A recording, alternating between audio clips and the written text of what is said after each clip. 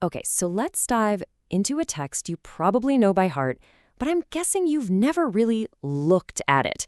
We're going to treat a super familiar children's rhyme like it's a serious piece of narrative, breaking down its structure, its themes, and its, frankly, bizarre ending. It all starts right here with these four simple words. It's a summons and it's an answer. This is the opening shot in one of the most repeated refrains out there, a call and response that right off the bat establishes a power dynamic. And that really brings us to the big question of this whole explainer. Is this just a harmless little rhyme for kids? Or, if we start to peel back the layers, is it something a bit more intense? A tightly controlled drama about surveillance that plays out from morning till night? Well, let's find out. Our story begins, like most do, in the morning. But for our main character, Johnny, the day doesn't start with a gentle wake-up. Nope. It starts with the first of many interrogations, setting up a pattern of deception from the get-go. As I looked at this, I noticed something fascinating. This story follows a surprisingly rigid formula. I'm calling it the Johnny protocol. As you can see, it's a 6-step process every single time. The summons, the inquiry, the affirmation, then the accusation, the denial, and finally, the big reveal. This formula is what drives the entire narrative. So the protocol's first test run is about toothpaste.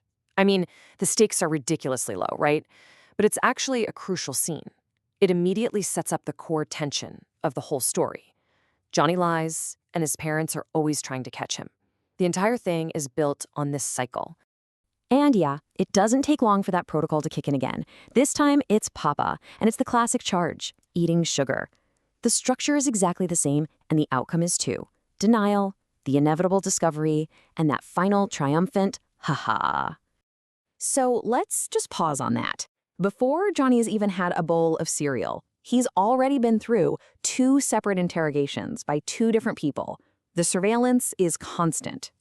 Now, as Johnny gets ready for school, this story takes a little break, a very, very brief pause from the constant questioning.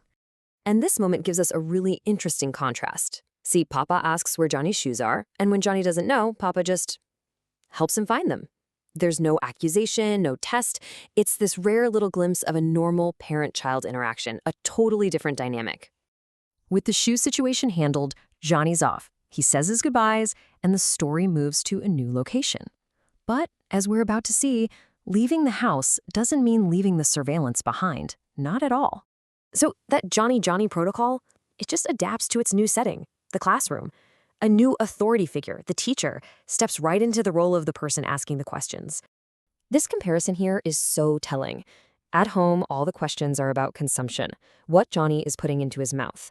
But at school, the focus shifts to his behavior in an institution. Is he following the rules? The surveillance changes to fit the environment, but that underlying pattern of question and denial stays exactly the same. So Johnny makes it through the school day, but the second he gets home, the inquisition starts right back up. That little break is definitely over. I mean, just look at this timeline. It's kind of staggering. The nature of this surveillance is relentless. From the moment he wakes up, Johnny's day is just a string of these little interrogations. Pretty much nothing he does is free from somebody watching. In the afternoon, the focus of the surveillance shifts again, this time to his free time. He gets caught watching TV, denies it, and is then told to go play outside. It's not just about catching him in a lie anymore. It's about controlling his every move.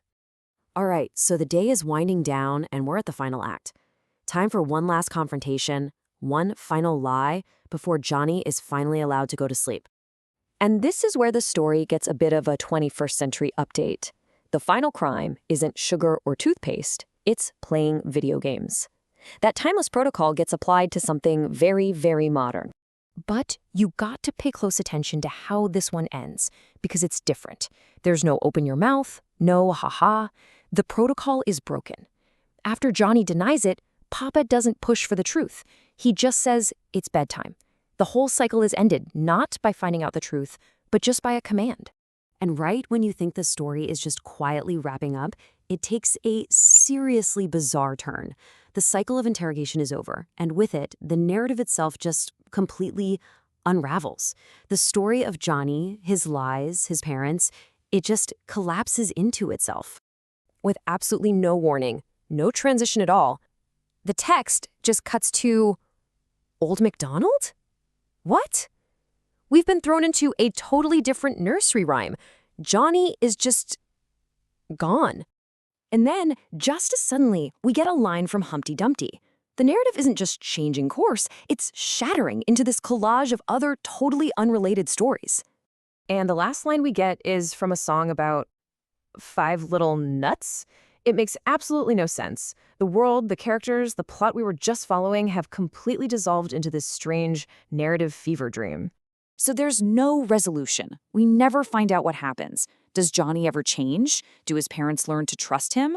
It's like the story's engine, which was built entirely on that interrogation protocol, just ran out of gas, and the whole thing just stops. The story literally can't exist without that conflict. Which leaves us with this one last pretty fascinating question. This whole narrative is built on the cycle of deception and discovery. So what does it mean when that cycle is finally broken? What happens to a story when there are simply no more lies to tell? Does it just cease to exist? Definitely something to think about.